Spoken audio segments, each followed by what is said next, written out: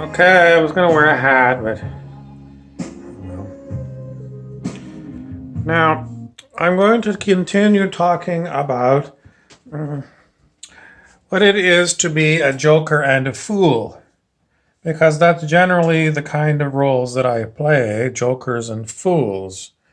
What is a joker? A joker is a card in a card deck that can appear to be any other card in the deck, except if you look at it, you say that's a joker. And a fool is someone who does stupid things on purpose, and sometimes they're very smart, and they do very smart things on purpose. The purpose of a fool is to prove to the emperor that he's not king. That's why emperors have fools, because they have to. I won't suffer fools lightly, so they'll suffer fools one way or another. So if you put a joker together with a fool, that comes to a Caliban who won't look at himself in the mirror, according to Oscar Wilde. Today's topic is once again capitalism. And today's story is never going to be anything other than capitalists will take everything they can, because that's the nature of capitalism. They are run by snakes or locusts. In other words, even if there's no benefit to them, they will still take things that they don't need from people who need things because they can.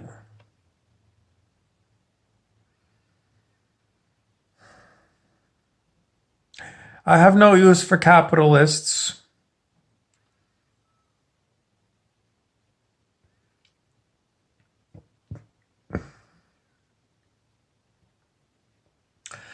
Pretty much, unfortunately, they are required at the current time because, as Karl Marx said, we are still in a transition to some other thing. Communism was supposed to be introduced, and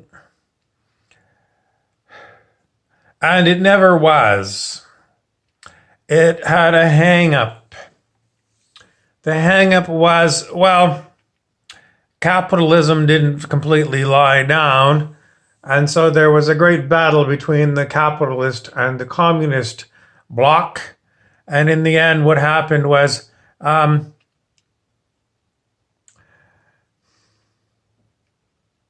the capitalist won. And then what happened? Well, it's still unable to be demoted to, it's called end stage capitalism now. Why end stage? Well, it's like a monopoly game. After you've come to the conclusion where one person has all the properties and, you roll the dice and you go around and you don't have any more money to pay the rent when you land on they own all the property, what happens? Or a video game where the game is over, but your character can still move around within the video game. The game is over, but they haven't ended the game, like stopped it. So you can still wander around. It's pretty much you lost the game, but the game wasn't smart enough to be programmed to realize that you lost the game. And they're expecting you to push a button on the console to reset it, but you didn't because you just want to play around inside. Well, just imagine if the console button to reset the game was outside of your universe. You're inside the video game as an avatar playing in the video game, and the console is on someone's living room coffee table, but it's outside of the video game, and that's how you reset it. And the person that is able to reset it has gone to the kitchen to make a sandwich. And so your game might continue to go on, trapping you inside of that video game until the sandwich person decides to come back, which might be, oh, well, he's gone to Jamaica for 2 weeks, and then he's got to, in other words, maybe he's not going to ever come back and reset the game. And that's the way things are on planet Earth. We're pretty much at the end of the Monopoly game because the monopolist has won. And then there's all kinds of horrible stories about the monopolist deciding, well, the rest of you are useless eaters, so we're going to keep releasing things through the media at you that we're going to tell you are going to kill you, but they're not going to kill you. It's just most likely going to scare some of you into believing the truth that your truth is that there is some nasty thing that's going to kill you. And some of you are going to wake up to the fact that the media is constantly lying. It's a propaganda machine. And there's a lot of idiots on the planet who don't take the time to really study propaganda. And even when they do, they're still sort of afraid that they could be wrong, so they'd rather play it safe. So they stay safe, and they voluntarily quarantine themselves in their homes forever.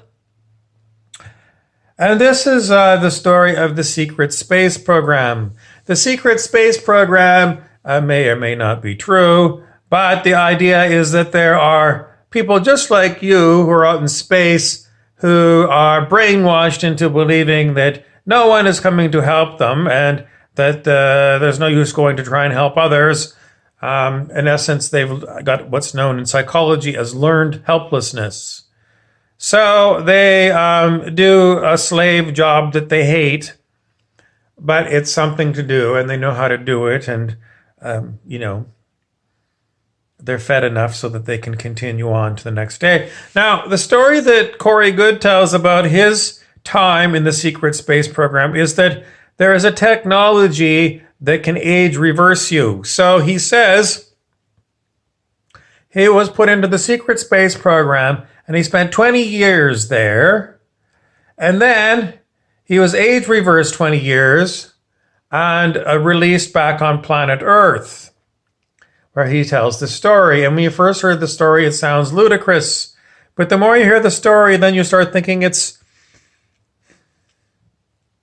one of those stories with a moral behind it.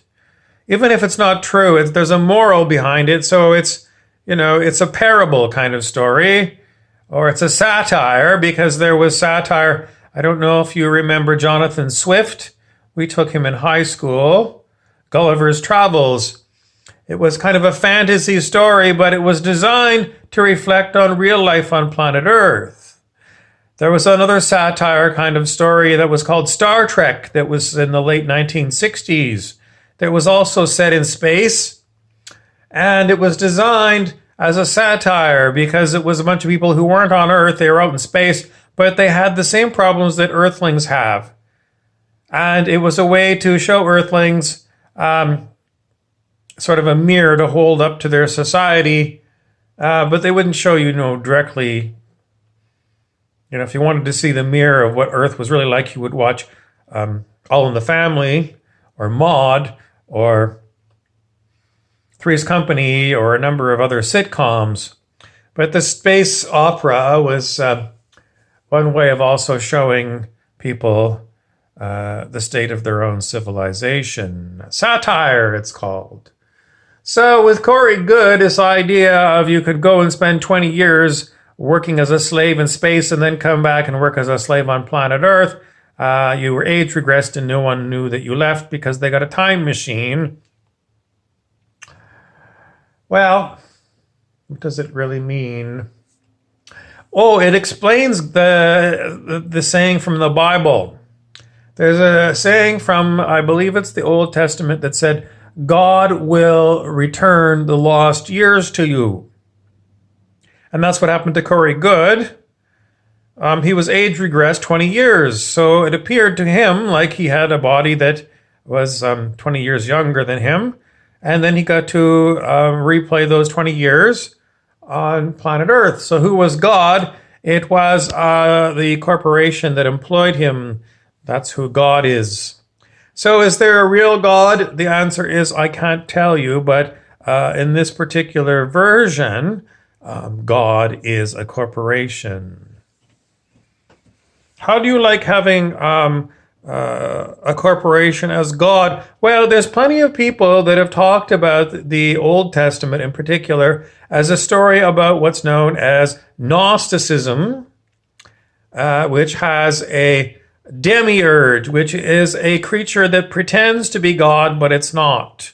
But it has a lot of technologies that are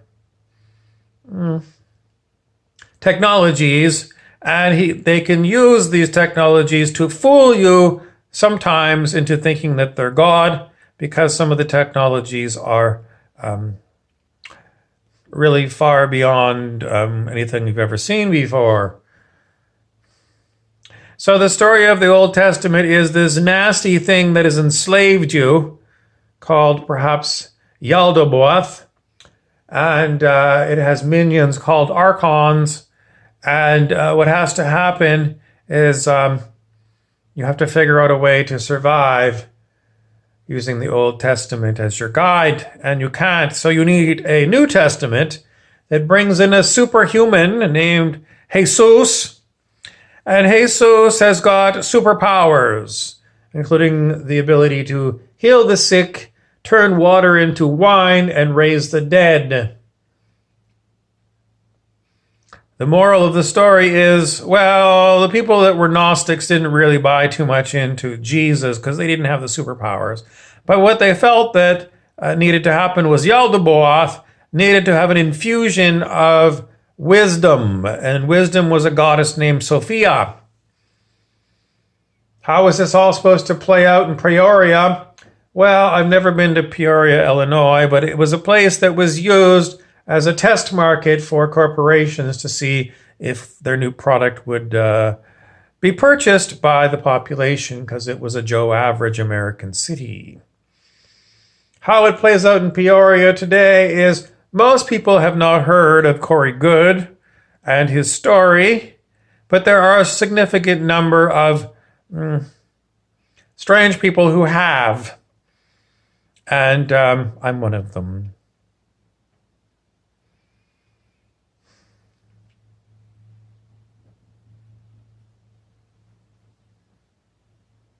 The moral of the story is keep watching me, because I've got the strangest stories that I will relay to you, and I will keep giving them to you till you finally come to the conclusion that maybe stories like Corey Goode's are exceptionally feasible, given the fact that there's unlimited amounts of money in the hands of very few people that we call, the billionaires, the 1%, the deep state, the cabal, the Illuminati. This has been another episode of me telling you